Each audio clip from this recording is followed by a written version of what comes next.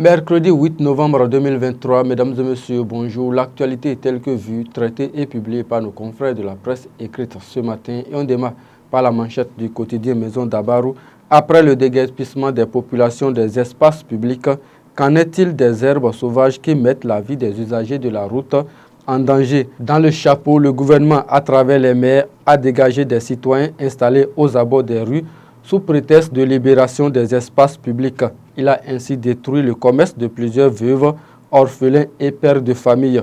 Retrouvez l'intégralité et la suite de cette information à la page 2 de la parution du jour. Le Grand Regard nous donne à lire ce matin: justice constitutionnelle au Bénin. La Cour Sosa peine à prendre ses marques en atelier de préparation de plaidoyer à Banikwara. L'ONG des DRAS préoccupée par la qualité de l'éducation dans le département de la Libouri. Du coin info à présent, aux côtés de Grajeb ONG, Kassimou Oroussoua plaide pour la libération des étudiants détenus. Formation au métier du numérique et de l'audiovisuel dans le Borgou, les bourses de Sefoman Dabarou, une opportunité en or pour les jeunes démunis. Nos Bénin Info à présent, grâce au soutien de Moufida Adjokek Badamassi et du doyen de la FASEG Léandre Bagidi, l'ARCEP consolide la fraternité entre les étudiants ressortissants du plateau de l'université de Parakou. La boussole titre en manchette ce matin, 6e édition de la CIIE, le Bénin décroche un premier contrat de 10 millions de dollars américains en Chine. Entretien exclusif avec un militant bloc républicain de Porto Novo. La jeunesse doit s'unir malgré les divergences politiques, décide un militant BR nommé Haute Tension. Daibi Info à présent, 14e édition du Logo Photo Festival au Bénin. Patrice Talon visite les expositions Ouida, carrefour de la photographie contemporaine, guerre Israël-Hamas, la position de l'Union islamique du Bénin et l'appel de l'imam Yessoufou Abdul Jalili aux musulmans sont à lire à la page 7 du journal de Jérémy Olomoshi. Le Béninois libéré à présent menace sur la paix. Propos belliqueux d'un député des démocrates à des choquants relève le vilain plan de Yahi.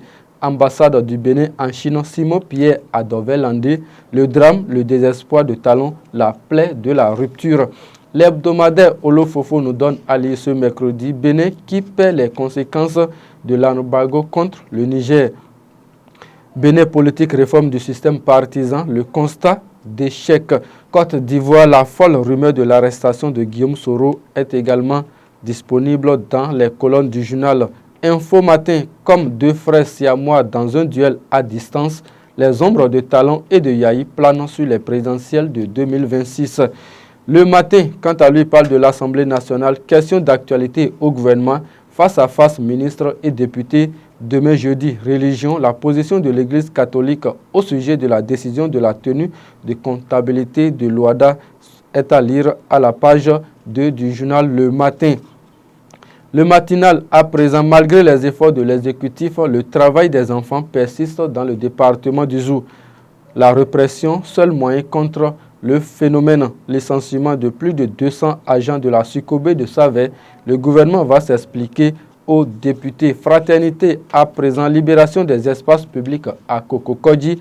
Une blessée, la population accuse la police, clarifie crise au sein d'une confédération syndicale.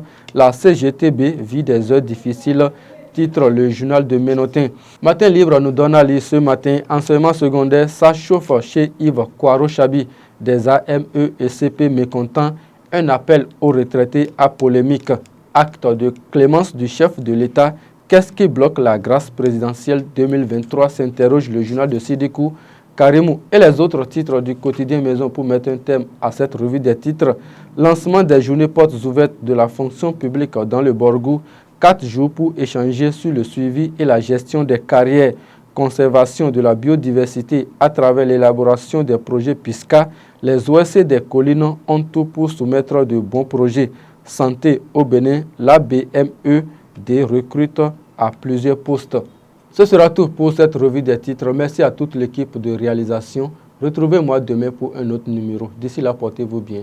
À demain.